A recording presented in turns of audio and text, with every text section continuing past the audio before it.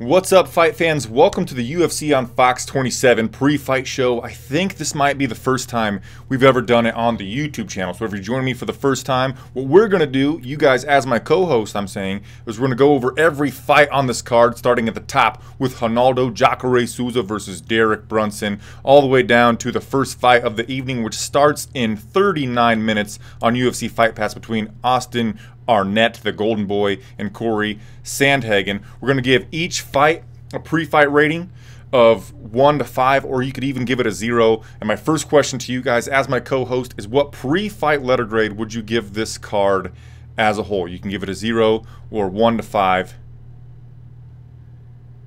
Yeah, the sound and picture's way better over here, isn't it?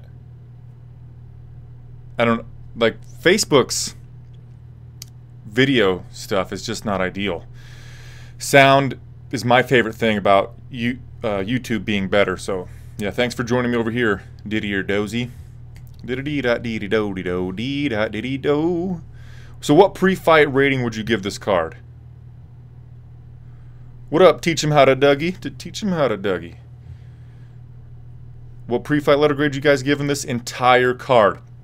One of my New Year's resolutions for 2018 was to stop being a curmudgeon and look at things as a glass half full. And this card is not ideal for a UFC on Fox card. Ordinarily, the UFC gives us a way better offering for these big events like this.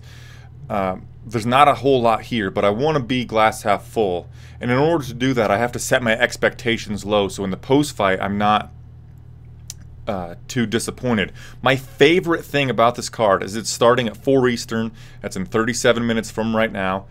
And it's going to get over early because the main card starts at 7 my time. And it's only going to be 2 hours maximum. So it's going to be over at like 9 o'clock my time. I've got a lot of evening left to enjoy on a Saturday. Didier Dozy's giving it a 3 out of 5. Teach him how to Dougie. To teach him how to Dougie is giving it a 3.75, which would average out to like a 3.33, right? We'll go with you guys giving it a 3.33 as your predicted pre-fight letter grade. And I'm going to give it a, like I said, I want to set my expectations low. I'm going to give the pre-fight a 2.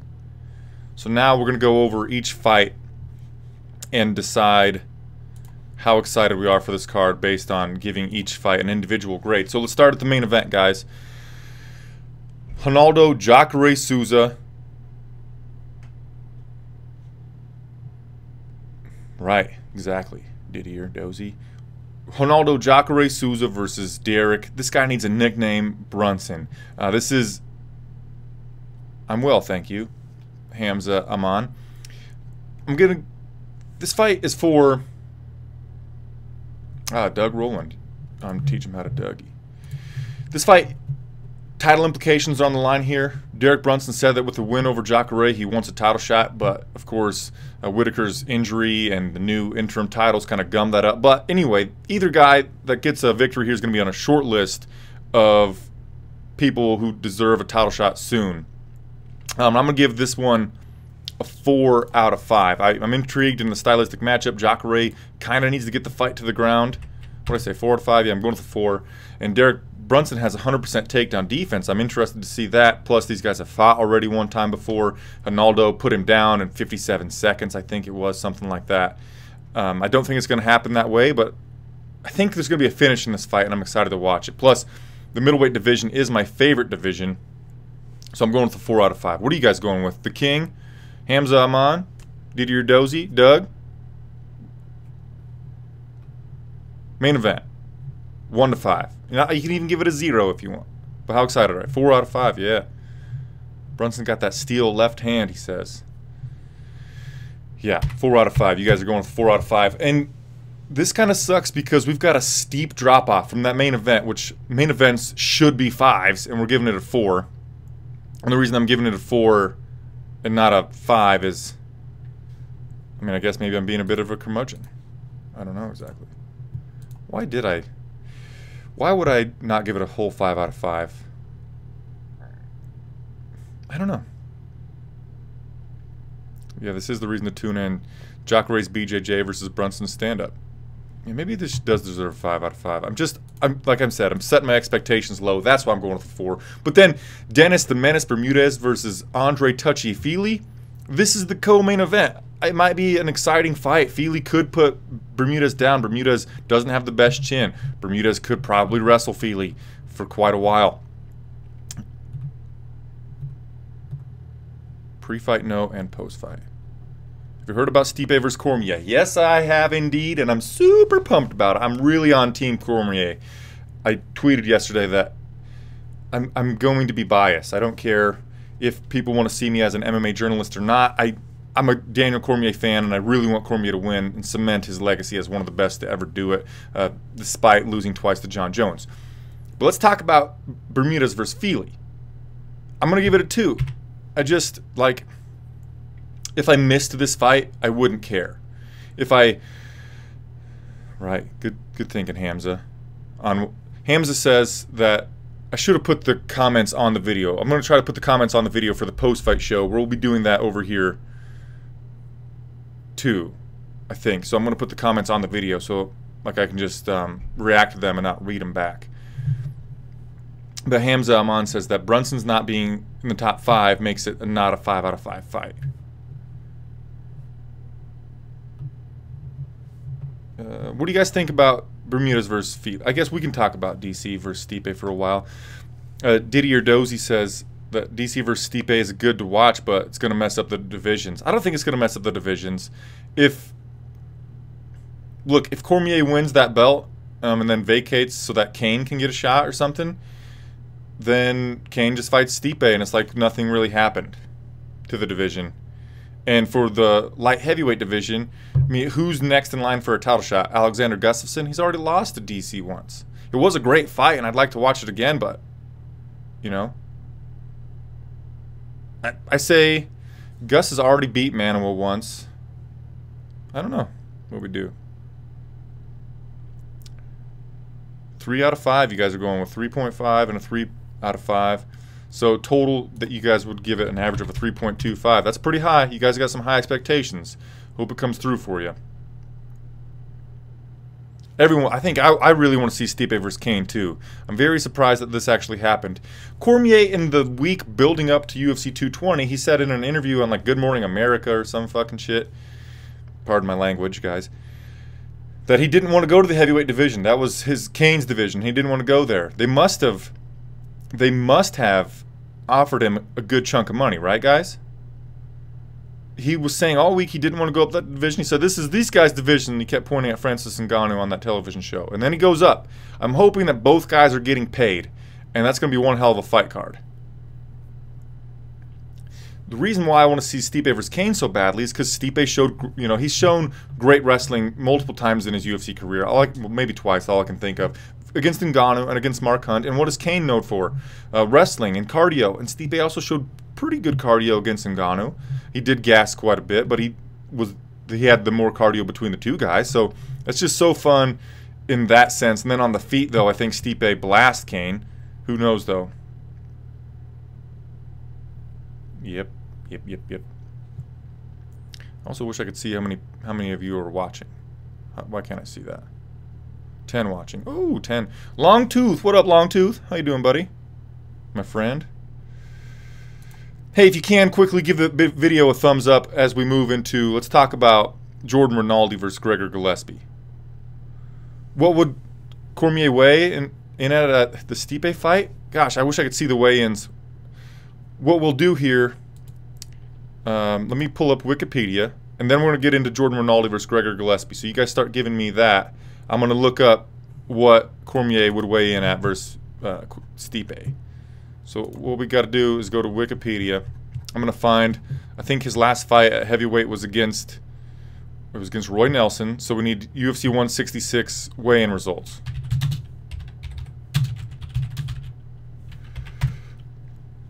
UFC 166 weigh-in results. It was Velasquez versus Junior Dos Santos, and Cormier weighed in at 224. So I'm going to guess something like that. Something close to that.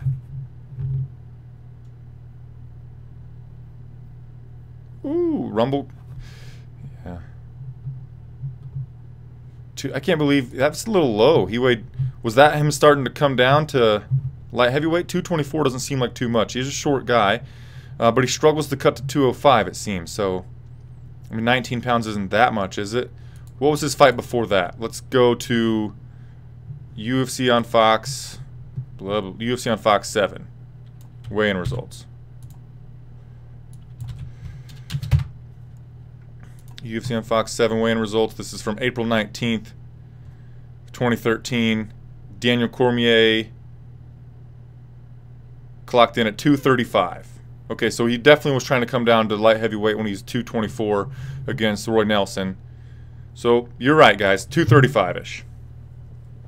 You're absolutely correct. Because Stipe is quite light also.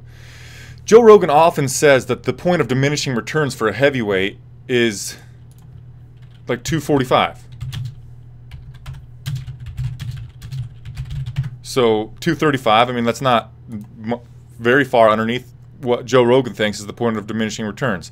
So if we're right that Cormier would clock in or weigh in at about 235 pounds, he'll only be at an 11-pound weight disadvantage from Stipe. Yes, let's get back on topic. Thank you, the King.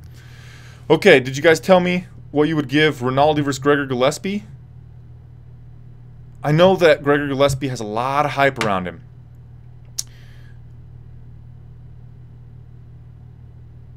I have not heard about Anthony Joshua. What's going on with him? Are you just telling me like he's really cool? Or what?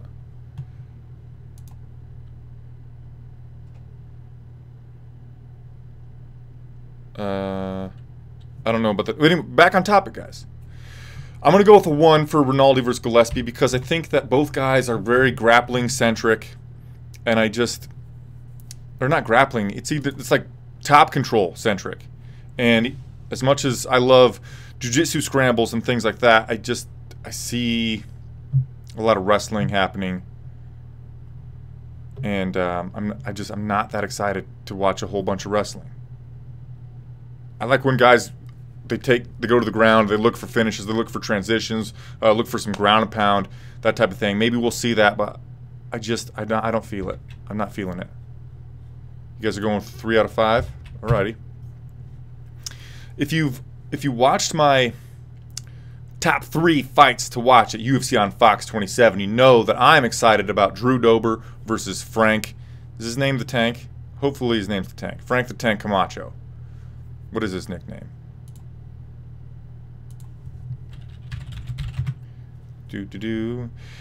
Because the reason why I'm really excited about this fight is Camacho is a really exciting fighter. He likes to swing. Yeah, he's the Crank. Okay. He swings a lot of big shots. He's always looking for the finish. He fights in tight in the phone booth. He's got a reckless kind of style. That's always fun to watch. Drew Dober is good at swinging hooks too. Plus, Drew Dober's got a background in Muay Thai kickboxing. He's got good kicks. Joe Rogan, if he was commentating tonight, is he commentating tonight? I don't know yet. He's got these huge tree trunks of legs that hurt when he hits people with them. He's coming off of a huge knockout victory over Joshua Berkman. He's from Nebraska, which is where I'm from, and so there's not that many cool things that happen in Nebraska. So when we get somebody that like Drew Dober who is in the UFC on a main card, I care about it because we don't have a lot to care about in this state. So I'm going to give this one a 4. It's probably overshooting it, but I'm really excited about Frank Camacho versus Drew Dober. What up, Robbie? Yeah, I like people striking in MMA too.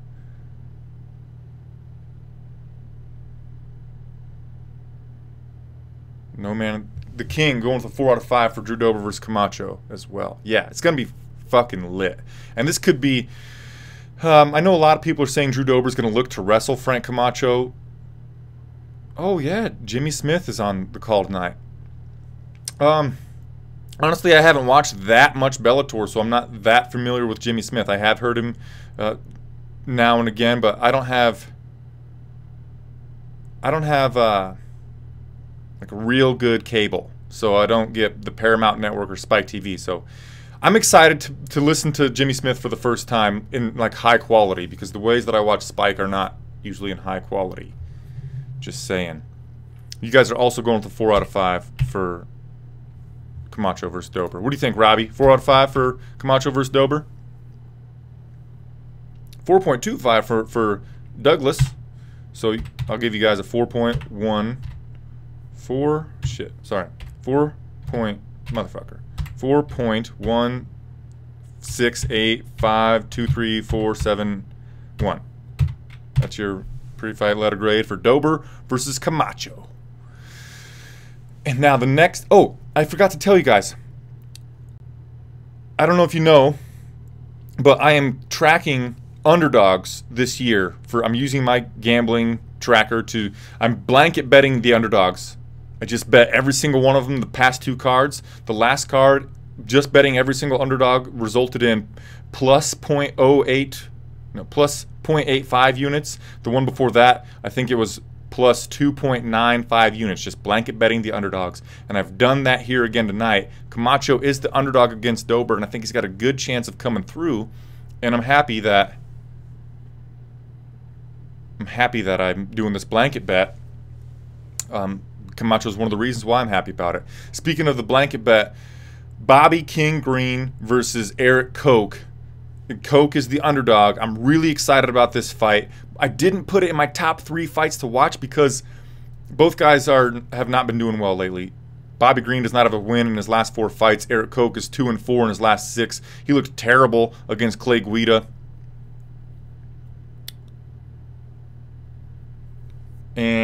But stylistically, this fight's fun as hell. Bobby Green's got fast hands, good boxing. Eric Koch, he hits pretty hard. He's a submission finisher.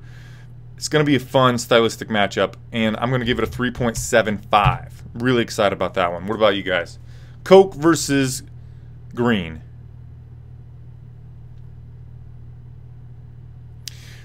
Doug, I think like in 2015, if you would have just blanket bet underdogs on every card at the closing time, like at the start of the fight card, I think he was like plus 26 units at the end of the year. 2016 was down like 19, and 2017 was like 15. But all 3 years were winning years by just betting the underdogs blindly, doing no research at all, and just fucking blind betting the underdogs. So about a half hour ago, right before I got on here, I just blanket bet the underdogs. So I got Brunson was at even plus 100, and Vince Pichel was at even plus 100. And I don't know what I'm going to do if I get like a minus 110 versus minus 110 pick'em odds. Luckily, I didn't have to worry about that tonight, but you guys are going to the 3.5. I got a 3.5, a 2.75, 4.5, or no, 4 out of 5, 3.5. Yeah, it should have been on the main card, but I think that they might be trying to build Gregor Gillespie a little bit, and that's why they're putting him up there. And like these guys are on a losing streak, and it doesn't seem like they have a lot of potential, you know, to make runs in any division. And Gregor Gillespie does have that potential, so they want to get him to the maximum eyes as possible. Because, you know, more people are going to watch the Fox card than they're going to watch the FS1 prelims. I believe they're on FS1. Yes, they are on FS1, because all you need is some old school pair of bunny ears to watch the main card, so that's my thinking there. Also, yeah, you're right, Bektic could be on the main card too. I don't know, but you guys do some quick. You guys are gonna go with 3.75 for Koch versus Green too. I'm just gonna average that out. Say that. I'm gonna add a 1 to yours. 3.751. Cool. All right, Mirsad Bektic versus Godofredo Castro, better known as Godofredo Pepe. This one is lit, fam. If we're gonna use some, like, what is it, Generation X, the new kid, the young people slang, it's lit, fam. Fucking Mirsad Bektic is a guy who really excels in the ground game. He's got good wrestling, top control, ground and pound, all that jazz. And Godofredo Pepe, like, wants you to put him on his back so he can go for triangle chokes and submissions from his back. That right there is a fun dynamic. I love the like wrestler versus jiu-jitsu guy type of thing, where both guys are looking to improve their positions, look for ground and pound, look to finish the fight, and they can do it from either side. It's so fun. And on the feet, Bektic doesn't have the greatest chin, and Pepe just swings wild haymakers. If he connects, he could finish him. And maybe Pepe could snag a guillotine choke on the way to the mat with Bektic. But super excited about this one, and it's another 4 out of 5 for me. How about you? 5 out of 5. Yeah, I agree, Doug. This is my second favorite fight on the card.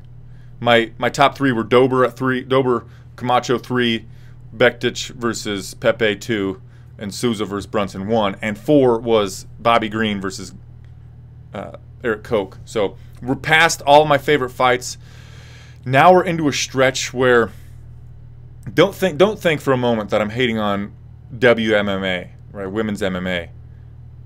But we got a stretch of 3 women's fights where, like, I care about 2 of them. And that's Marcos versus Lima, because they could possibly be contenders. I'm pretty sure that we got to go back to the list of UFC events. I'm pretty sure that Caitlin Chukagian versus Mara Romero Barella is happening in the flyweight division, and I'm correct. We got 2 flyweight fights and 1 strawweight fight, and like maybe Chukagian or Barella could do something in the flyweight division, but I don't really care, so I'm going with a 1. I'm thinking about going with a 0, but you guys can talk me out of it. The fights start in 18 minutes on UFC Fight Pass. I don't think tonight's the night you're going to want to get your free trial version of Fight Pass if you don't have Fight Pass already. There are 2 fights on Fight Pass with Nico Price versus George the Silencer Sullivan, and the first fight of the night is Austin Arnett versus Corey Sandhagen. So like that's not worth using up your free trial for this card. Yeah, 0.5. Yeah, I agree, Robbie. I don't care. You guys good with the 0.5, or you want to go higher or lower? I'm about to lock it in. Once I type it on my keyboard here, you're locked in. Caitlin Chukagian, who's gonna... All right, good job, the king. Caitlin Chukagian's gonna do the Kya thing a whole bunch, and that's annoying as well. I don't know that much about Barella, but all right, you guys are gonna go with 0.5. Cool beans. Yep, 0.5. I'm moving mine down to 0.5 too. You talked me into it. 1.5. All right, so you guys averaged like a 0.75. Whatever. Randa Marcos versus Juliana Lima. I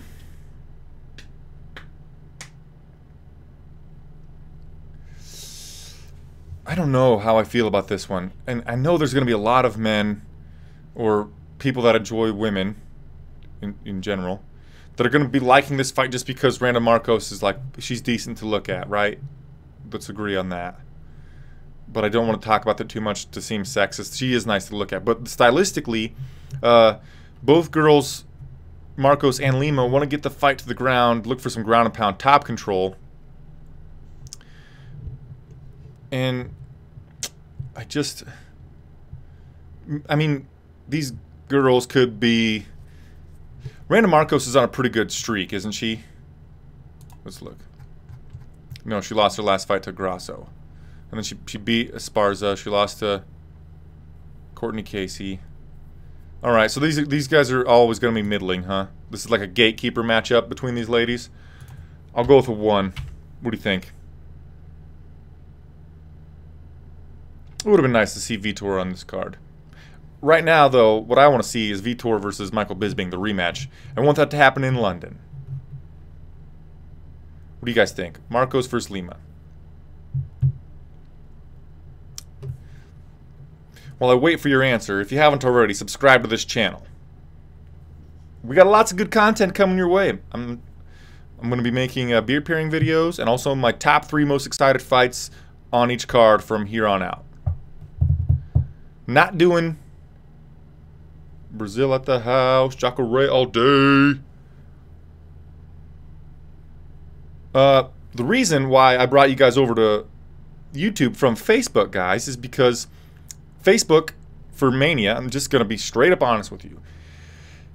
MMA Mania on Facebook has like 1.1 million likes. MMA Mania on YouTube has 3,000 subscribers.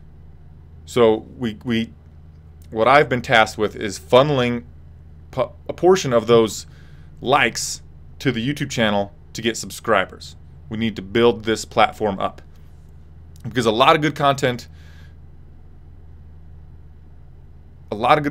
is put on this channel and in my opinion, we don't have enough eyes on it. So that's, sorry, my eye itches. That's what I'm doing here, Robbie. The channel is the way. Can you show me the way? All right, you going with the 2, Hamza Aman? All right, man.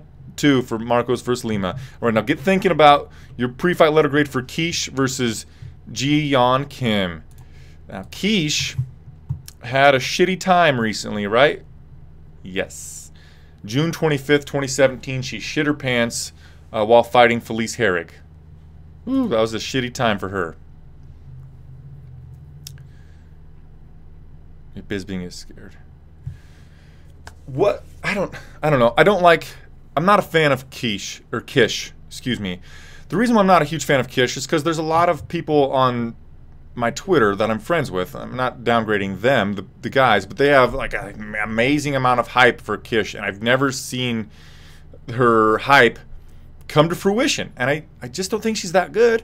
Also, she's going to be trying to just control Kim on the ground, mostly. The fight stays on the feet, Kim's got the better striking, and that's more exciting for me. This is a 50-50 chance of being like a grind out, not that exciting type of affair. 50-50 shot of being a stand-up striking battle, which would be a lot of fun. And I don't think that I don't like ground games. It's just I don't like ground games when they're not looking to improve their position or go for finishes. And yeah, just trying to win on time. And I don't like it. But I'm going to go with a 0.5 for this one. 0.5. I don't think either of them will ever do anything in this division or in the UFC. I don't care to watch them. What do you guys think? All right, you get me that, and I'm going to move on to Joaquim Silva versus Vince from Hell Pushell. Oh, maybe you guys are just a little behind me. That's what's going on. Ah, that is what's going on. Yeah, you guys are a few seconds or a little bit of time behind me.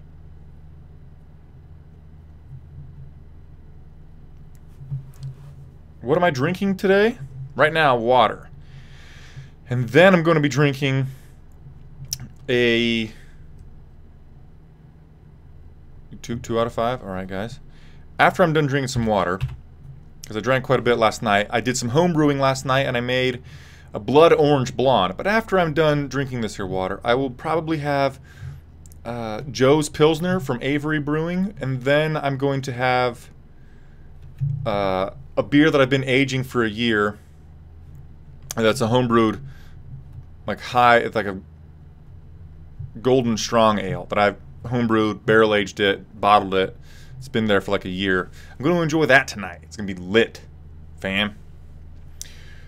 Do I like Rashad Evans fighting Bisping on the London card? Is that really happening? I saw that Rashad is fighting on that card, but I didn't see if he's fighting Bisping. If he is fighting Bisping, that's fine. But I don't care to see Rashad Evans fight anymore. He has not looked good in a long, long time. I mean, come on. Rashad Evans lost to Smiling Sam Alvey via decision. That's not ideal. He can't pull the trigger. He looks kind of frightened, timid in the octagon, and I don't care to watch him fight anymore. If he is fighting Bisping, then that's a fine way for Bisping to retire.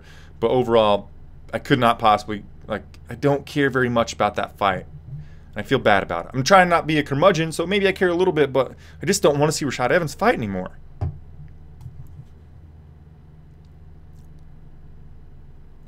Vince from Hell Pushell versus Joaquim Silva.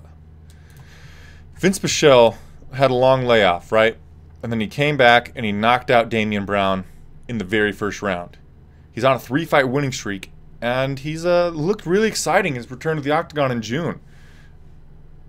Off the top of my head, I don't know why, I saw a lot of people talking about Joaquim Silva. I don't remember that much about him. Sorry, I don't remember that much about this guy. He's not somebody that pops off the screen as being memorable. So because I remember Vince Pushell and not Joaquim Silva that much, I'm going to go with a 1.5 and just let the fight exceed my expectations. I don't often watch boxing, the King. I don't. Sorry, man. I mean, a lot of times boxing's on at the same time as the UFC or MMA, and I'd rather see, you know, full fights carried out rather than just hands. I know you love boxing. I'm not poo-pooing on it. Just saying that's my taste. All right. We got 9 minutes left to finish the show. I'm just going to fill in these bottom ones. You guys are giving that fight a 1.5. Nico Price versus George Sullivan. We're going to go with 1.5s on both of us. And Austin Arnett versus Corey Sandhagen. I said my rule is that a curtain jerker first fight of the night can never be below a 2, because that means we're getting the fight started. We're getting this thing kicked off. Let's go. I'm super pumped because there's fights now. You pull up a chair, grab a beer, grab some chips and salsa or whatever, and let's do it. So even though I don't care about that fight like at all, I'm going to go with a 2 on the first fight of the night, because that's my lowest grade that I said I would ever give a curtain jerker. The King, I'll be back here immediately after the main event to talk about this entire fight card and the recap. My favorite part about the recaps is we go over the WTFs of the card, which is just moments. There's always moments on an MMA event that make you say, what the fuck? That's my favorite thing. We'll go over that. We'll go over post-fight letter grades. We'll give out our own post-fight bonuses. And I'm thinking about doing a hangout right here on this channel during the main card portion. I'm thinking about it. It's something that I've had in my mind for a while. I've done it during a couple of pay-per-views, but I've basically done play-by-play for the pay-per-views, and I wouldn't have to do that for the Fox events because we're basically watching it together. If you can't watch like a regular Fox card, then I don't know what to tell you, because you can just get it with, seriously, I'll show you a picture on my Instagram if you want of message retracted. Show you a picture of like how I can watch Fox cards. Just like, seriously, my parents bought a TV in like the 80s and it came with an antenna on it. I took that antenna off of it, like wired it to this thing that I can hook onto the cable spot on my TV. They're just telescoping pieces. I can pull in HD Fox with those sumbitches. It's amazing. Thanks, Doug. Yeah, the rest of you, do you think that you'd want to hang out with me during we can't call it a fight companion because that's Joe Rogan's thing. We could call it like I wanted to call it something with fight nerds. I don't know. What do you call like Dungeons and Dragons gathering? I don't know. Call it something like that. So you guys give that a 2. Now, what I like to do now is go over. My predicted was a 2 out of 5, and I ended up with a 2.16 out of 5, so I was really close. I was within 7% of my predicted. That's really, really close. And your guys' predicted was 3.33, and you gave it a 2.75. You were 82%, so you're 18% off of your prediction. The fight assembly. Yeah, yeah. I've never played Fortnite. I've heard about it. I've been playing a lot of Rust lately. Now, guys, let's go over your predictions for fight of the night and performance bonuses. I'm thinking that Brunson knocks out Souza. I'm thinking that earns him a performance bonus, and I'm hoping that it's the opposite because I'm cheering for Jacare. I like this guy. I like his gimmick with the alligator thing. I'm kind of partial to Brazilians for some reason. But so whoever finishes in the main event is going to get a performance bonus. Probably going to be Derek Brunson. Then I'm going to go fight of the night for Dober versus Camacho. I want Dober to get that extra 50K. Another performance bonus is going to go to, man, this might be crazy, but Godofredo Pepe for snagging a choke on Mirsad Bektic. I hope I'm wrong, but that's what I think might happen. I don't know. Someone write that down and we'll come back.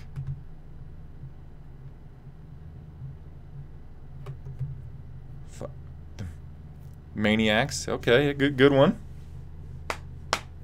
Thanks, Hamza Aman. Appreciate that. What are you guys' predictions for? See, this is interesting because it's a little slower. Yeah, Dougie's with me. Pepe gets performance and fight. No, Pepe for fight of the night, and Jacare for you submit Coke TKO performance bonus. Pepe versus Bektic fight of the night, and Jacare via submission. Says Douglas Roland. Yep, like it. We got 4 minutes until the fights start, guys. I'm so pumped. I'm really loving that the fights are going to get over early.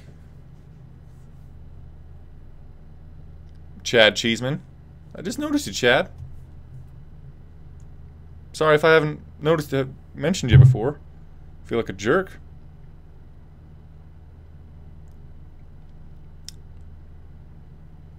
How many finishes do you think we're going to have on this card? Because that's a big factor in my post-fight letter grade. Like, what was it, UFC 219 only had 2 finishes?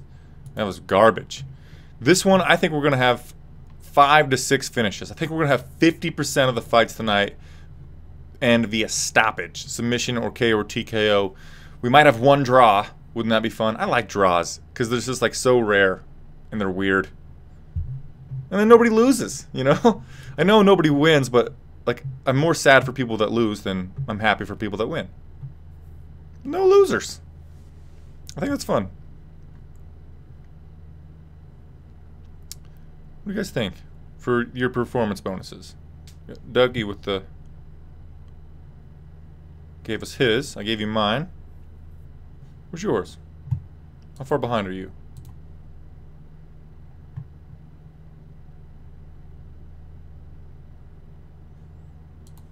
Four to 5 finishes.